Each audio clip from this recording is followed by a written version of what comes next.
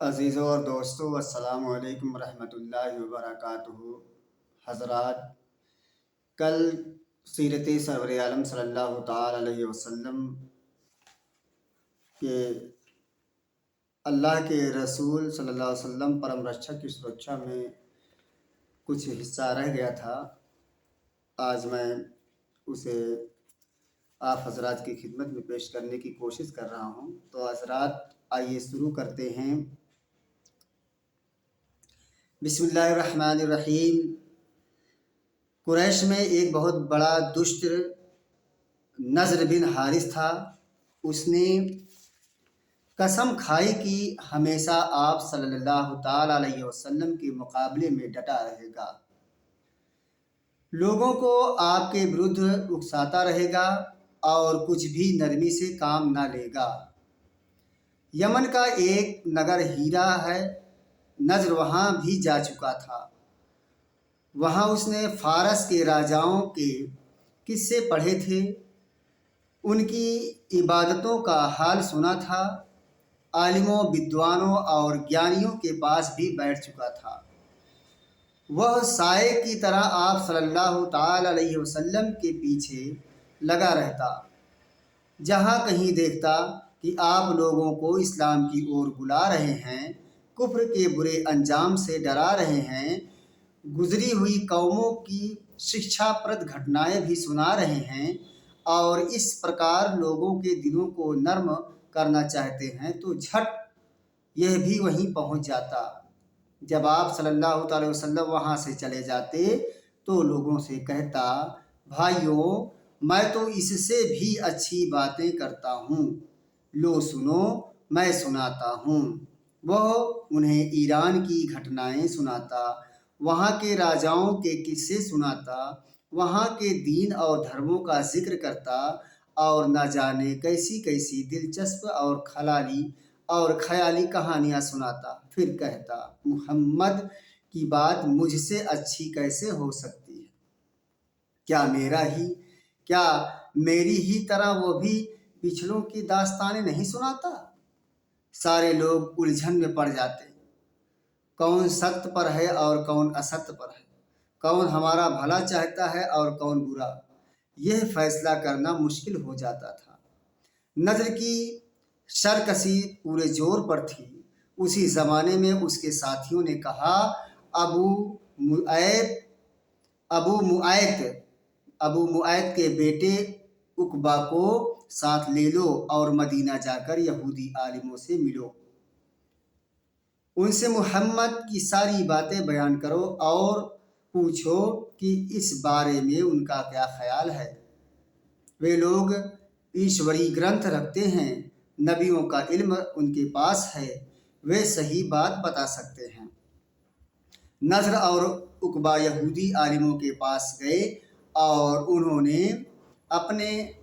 انہیں اپنے آنے کا مقصد بھی بتایا۔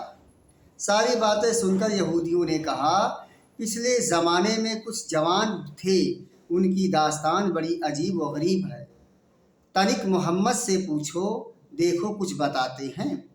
ایک اور آدمی گزرا ہے، اس نے دھرتی کا چپا چپا چھان مارا، محمد سے پوچھو، اس کے بارے میں بھی کچھ جانتے ہیں۔ یہ بھی پوچھو کہ یہ قرآن لاتے کہاں سے ہیں، اگر یہ تینوں باتیں بتا دیں تو سمجھ لو کہ وہ سچے پیغمبر ہیں، ورنہ جھوٹے، پھر جو من میں آئے کرو۔ وہ دونوں لوٹ کر مکہ آئے۔ قریش انتظار میں تو تھے ہی، دیکھتے ہی پوچھا، کہو بھائیوں، کیا رہا؟ یہودیوں سے جو بات چیت ہوئی تھی سب ان دونوں نے دہرا دی۔ کچھ لوگ محمد صلی اللہ علیہ وسلم کے پاس آئے اور آپ سے یہ سوال کیے، آپ نے کچھ مہلت چاہی اور وحی کا انتظار کرنے لگے۔ اللہ نے آپ صلی اللہ علیہ وسلم کو وحی کے دوارا ساری باتیں بتا دی، جوانوں کا قصہ بھی بتایا جو سورہ کہف میں تفصیل سے موجود ہے، سیام یعنی بھرمڑ کرتا کے سمبندھ میں بھی بتایا کہ وہ ذوالقرنین تھے، ان کی یہ گھٹنا ہے، ان کا ورنن بھی سورہ کہف میں موجود ہے۔ तीसरे सवाल के बारे में फरमाया कि इन्हें बता दो ये वही मेरे रब के हुक्म से आती है, मगर तुम लोग इंसानी बात और आसमानी बात में फ़र्क नहीं कर पाते और शक करते हो कि यह इंसानी बात है, कोई इंसान इसे गढ़ा करता है। वजह सिर्फ यह है कि तुम इल्म से महरूम और सूझबूझ से बहुत दूर हो, और ये लोग तुमसे रूह यानी वही के बारे में पूछते हैं। कह दो ये रूह मेरे रब के हुक्म से है, मगर तुम ज्ञान थोड़ा ही रखते हो। ये कुरान मुकद्दस की आयत है। प्यारे नबी सल्लल्लाहु अलैहि वसल्लम मुश्रिकों के पास आए, उनको उनके सवालों के जवाब दिए कि शायद वे ईमान ले आए, आपको नबी मान लें, परंतु यहाँ तो दिल ही सख्त हो चुका था। वे तनिक भी नर्म ना पड़े, बल्कि और हठ धर्मी पर उतर आए। नजर बोला, भाइयों, एक अन्य व्यक्ति ने कहा, इस कुरान को सुनो ही मत, यह तो पागलों की सी बकवास है। जितना हो सके इसका मजाक उड़ाओ, हो सकता है इसी तरह मुहम्मद काबू में आ जाएं। अबू जहल बोला, क्या मुहम्मद की बातों से तुम डरते हो? वो कहता है, आग में जलाए जाओगे और अल्लाह के 19 सिपाही हैं, वे निकल भागने नहीं देंगे। तो क्या यह भी कोई डरने की बात है? क्या हमें के 100 भी एक सिपाही के लिए काफ़ी नहीं होंगे?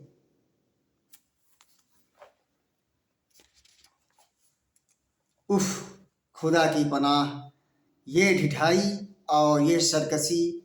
हालांकि खुद उनका अपना यह अकीदा था कि एक ही फरिश्ता सारी दुनिया को तहस नहस कर सकता है, और हमने उस आग पर नियुक्त किए जाने वालों को फरिश्ते ही बनाया है, और हमने उनकी तादाद बस आजमाइश बना दी है उन लोगों के लिए जिन्होंने कुफ्र किया। ये कुरान मुकद्दस की आयत का तर्जुमा है। सदक़ल्लाहुल अज़ीम।